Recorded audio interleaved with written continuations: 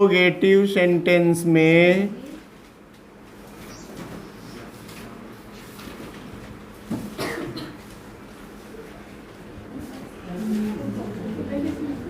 Indirect बनाने का नियम यही ना है।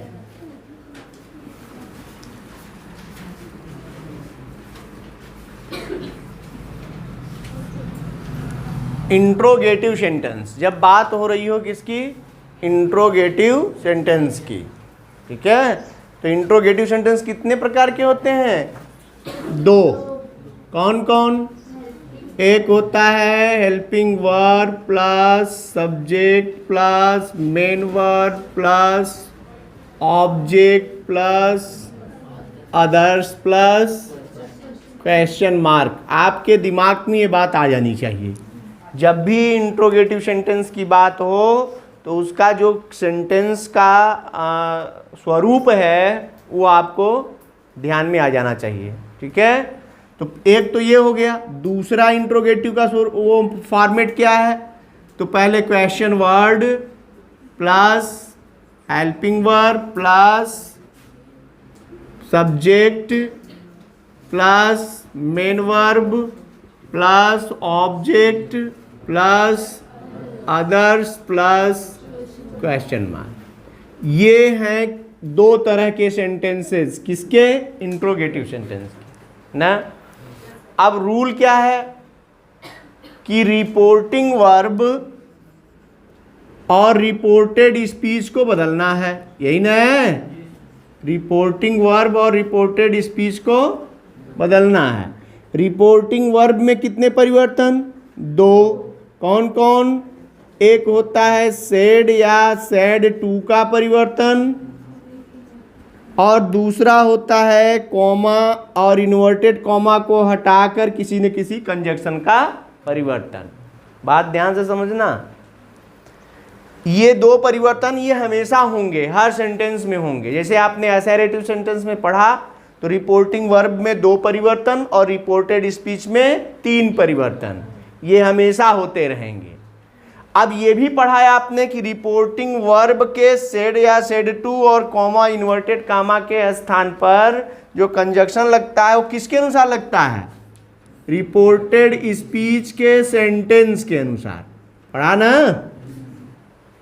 इसीलिए असर्टिव सेंटेंस में जब रिपोर्टेड स्पीच था तो यहां सेड को सेड में, सेड टू को टोल्ड में, और कॉमा इन्वर्टेड कामा को हटाकर दैट में बदल दिया जाता था। अब बात यही बदल गई कि अब ये सेंटेंस क्या होगा? इंट्रोगेटिव में होगा, और इंट्रोगेटिव में होगा तो वो दो तरह का होगा, ठीक है। तो अब इसमें क्या करेंगे? तो इसका रूल अभी हमने लिखाया है आपको कि सेड या सेड टू को हटाकर क्या लिखेंगे? आस्क्ड या इंक्वायर्ड ऑफ। क्या लिखना है? आस्क्ड या इंक्वायर्ड ऑफ। बात समझ में आ रही ना। और कॉमा और इन्वर्टेड कामा को, कॉमा और इन्वर्टेड कॉमा को हटाकर कंजक्शन लगाना है। कंजक्शन कौन सा लगाएंगे? तो इसमें दो रूल बनेगा, एक होगा हेल्पिंग वर्ब के लिए, दूसरा होगा क्वेश्चन वर्ड के लिए। तो रूल नंबर 1 कि यदि सेंटेंस हेल्पिंग वर्ब से शुरू होने वाला मिला तो कॉमा इन्वर्टेड कामा को हटाकर इफ या वेदर का प्रयोग किया जाएगा। और रूल नंबर 2 कि यदि वाक्य का प्रारंभ क्वेश्चन वर्ड से है तो कॉमा इन्वर्टेड कामा को हटाकर इफ या वेदर नहीं लगाएंगे। तब क्या करेंगे? ये जो क्वेश्चन वर्ड है यही क्वेश्चन वर्ड कंजक्शन बन जाएगा रिलेटिव प्रोनाउन। पढ़े थे ना, रिलेटिव प्रोनाउन। क्वेश्चन वर्ड और रिलेटिव प्रोनाउन में अंतर बताया गया था ना, इंट्रोगेटिव प्रोनाउन और रिलेटिव प्रोनाउन। तो इंट्रोगेटिव वर्ड जो होते हैं वही रिलेटिव प्रोनाउन भी बनते हैं। अंतर हो जाता है जब वो कंजक्शन के रूप में प्रयोग होते हैं। तो यही जो क्वेश्चन वर्ड होगा अब यहाँ क्या बनने जा रहा है? कंजक्शन यानी रिलेटिव प्रोनाउन बनने जा रहा है, या रिलेटिव एडवर्ब। रिलेटिव प्रोनाउन या रिलेटिव एडवर्ब बन जाएगा। तो क्या होगा कि ये क्वेश्चन वर्ड ही कंजक्शन बन जाएगा। क्या बन जाएगा? अब क्वेश्चन वर्ड क्या बनेगा? कंजक्शन का काम करेगा। और ये कंजक्शन कैसे बनेगा? तो क्वेश्चन वर्ड के बाद यहाँ क्या लिखा है? Helping verb. लेकिन अब आप क्या लिखेंगे? जी सब्जेक्ट। अब हेल्पिंग वर्ब इधर आ जाएगा। नहीं समझा? बाकी शेष चीजें जैसे हैं वैसे हो जाएंगी, लेकिन अब क्वेश्चन वर्ड को कंजक्शन या रिलेटिव प्रोनाउन बनाने के लिए क्या करना पड़ेगा कि इसके साथ का जो हेल्पिंग वर्ब है वो हटा दिया जाता है, तभी ये कंजक्शन बनता है, अन्यथा कंजक्शन नहीं बनेगा। ये बात आपको ध्यान देनी है। इतनी बात आपको समझ में आई क्या? अब आगे ये तो दो परिवर्तन हो गए किसके? रिपोर्टिंग वर्ब के। रिपोर्टेड स्पीच में कितने परिवर्तन? 3। कौन कौन?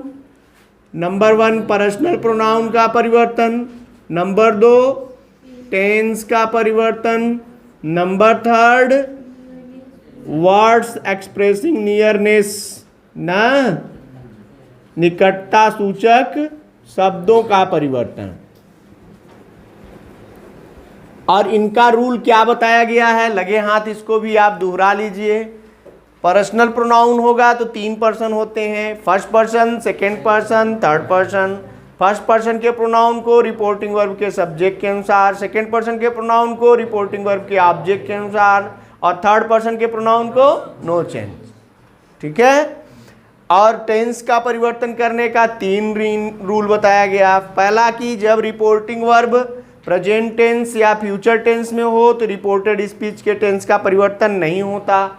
दूसरा, यदि रिपोर्टिंग वर्ब पास्ट टेंस में हो और रिपोर्टेड स्पीच, तो रिपोर्टेड स्पीच के टेंस को भी पास्ट टेंस में बदल दिया जाता है। और तीसरा, यदि रिपोर्टिंग वर्ब पास्ट टेंस में हो और रिपोर्टेड स्पीच में 4 चीज़ें हों। कौन कौन? यूनिवर्सल ट्रूथ, हैबिचुअल एक्शन, और हिस्टोरिकल इवेंट्स, और प्रोवर्ब्स, कहावतें, सदा सत्य रहने वाली बात, ऐतिहासिक घटनाएं, आदत या कहावतें। इस तरह के सेंटेंस हैं तो उनके टेंस का परिवर्तन नहीं होता। ये हो गया इसका रूल। वर्ड्स एक्सप्रेसिंग नियरनेस में तो आप जानते ही हैं, लंबी लिस्ट है। दिस को दैट में, दिस को दोज में, नाउ को देन में, एगो को बिफोर में, हियर को देयर में, इधर को दिदर में, टुमारो को द नेक्स्ट डे में, टुडे को दैट डे में, यस्टरडे को द प्रीवियस डे में, लास्ट डे को द प्रीवियस डे में, लास्ट नाइट को द प्रीवियस नाइट। लास्ट आ गया तो प्रीवियस में बदल जाएगा। तो ये क्या है? ये निकटता सूचक शब्द जिनको हम कह रहे हैं, ये हमेशा किस में बदल जाते हैं? दूरी सूचक शब्दों में बदल जाते हैं। इनको आपको याद करना चाहिए। अब ये प्रक्रिया आपको ध्यान देनी है, यानी 3 परिवर्तन इसमें होंगे। लेकिन यहाँ एक इंपॉर्टेंट पॉइंट ये है कि जब हम इनडायरेक्ट बनाएंगे तो इनडायरेक्ट बनाते समय ये देख रहे हैं आप, ये हेल्पिंग वर्ब से शुरू हो रहा है और यहाँ क्वेश्चन मार्क लगा है। ये क्वेश्चन वर्ड से शुरू हो रहा है, यहाँ क्वेश्चन मार्क लग रहा है। ये दोनों हटा दिए जाएं, इन दोनों का जगह बदल दिया जाए तो ये इंट्रोगेटिव नहीं रह जाएगा। और रूल सबसे इंपॉर्टेंट यही है कि जब हम डायरेक्ट स्पीच को इनडायरेक्ट स्पीच में बनाते हैं तो इंट्रोगेटिव सेंटेंस को एसेरेटिव सेंटेंस में बदल दिया जाता है। किसमें? यानी अब ये इंट्रोगेटिव का जो वाक्य है वो अब एसेरेटिव में बदल जाएगा। तो एसेरेटिव में बदलने के लिए क्या करना होता है भाई? अब ये वाक्य सब्जेक्ट, एसेरेटिव मतलब 2 तरह का, एक अफर्मेटिव, दूसरा नेगेटिव। तो अफर्मेटिव में वाक्य सब्जेक्ट से शुरू होता है और उसमें नॉट नहीं होता, और नेगेटिव सेंटेंस में सब्जेक्ट से शुरू होता है, उसमें नॉट लगा होता है, लेकिन सब्जेक्ट से दोनों शुरू होते हैं। इसका मतलब ये जो इंट्रोगेटिव सेंटेंस है ये अब सब्जेक्ट से शुरू होगा ना। जैसे अब हम इसका एग्जाम्पल देखें, he said to me, have you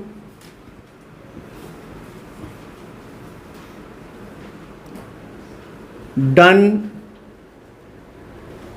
your work?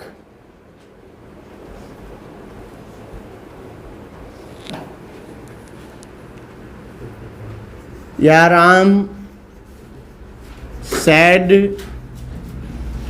To boys.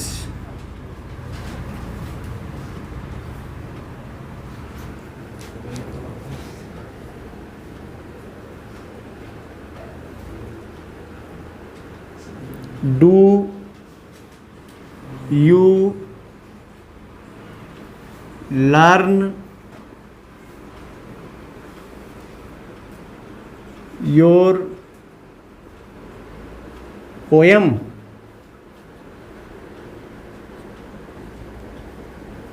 She said to him.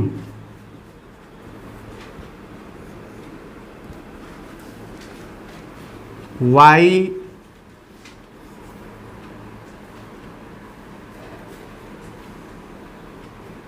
did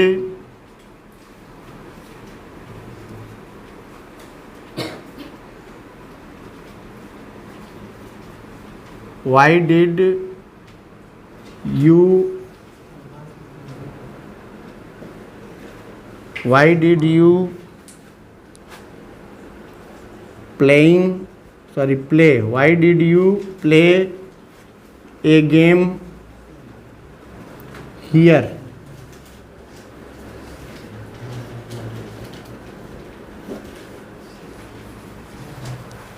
ये दो तो हमने बनाया है हेल्पिंग वर्ब से शुरू हो रहा है ना। तो पहले इसको देख लो। तो ये इंट्रोगेटिव सेंटेंस है, ये क्लियर हो गया है। हेल्पिंग वर्ब से शुरू हो रहा है। सेड टू को किसमें बदलना है? आस्क्ड में। किसमें बदलना है? अब टोल्ड में नहीं बदलना है, ठीक है। तो ही सेड टू को क्या बदल देना है? आस्क्ड मी आई। और ये क्या हो गया? ये इफ या वेदर लगेगा। इफ, अब यू गया किसके पास? मी के पास। तो यू गया मी के पास, तो किसमें बदल जाएगा? आई में। और ये किस टेंस में है? अब ये आई पहले आ गया। देखो यहां पर हैव नहीं लिख रहा हूं, क्योंकि रूल क्या था कि जब ये इंट्रोगेटिव में हो तो इनडायरेक्ट बनाते समय ये एसेरेटिव में होना है, यानी सब्जेक्ट पहले लिखना है। इसीलिए हैव को पहले नहीं लिखा, पहले मैं सब्जेक्ट को लिखा हूं। यू को भेज दिया मी के पास, हो गया आई। अब ये हैव उधर जाएगा। और ये टेंस कौन सा है? Present perfect tense. तो बदलना किस में है? पास्ट परफेक्ट टेंस में, यानी यहां हो जाएगा हैड। और थर्ड फॉर्म डन। योर गया किसके पास? मी के पास, तो हो गया माई। वर्क का हो गया वर्क। हो गया क्या? I had done my work. आगे देखिए, अगला देखा जाए। इसमें देखो क्या होगा। तो इसमें है राम सेड टू को किसमें बदलना है? आस्क्ड में। फिर बॉयज, कामा इन्वर्टेड कामा को हटाओ, इफ। फिर देखो हेल्पिंग वर्ब है, इसको नहीं लेंगे, पहले यू को लेंगे ना।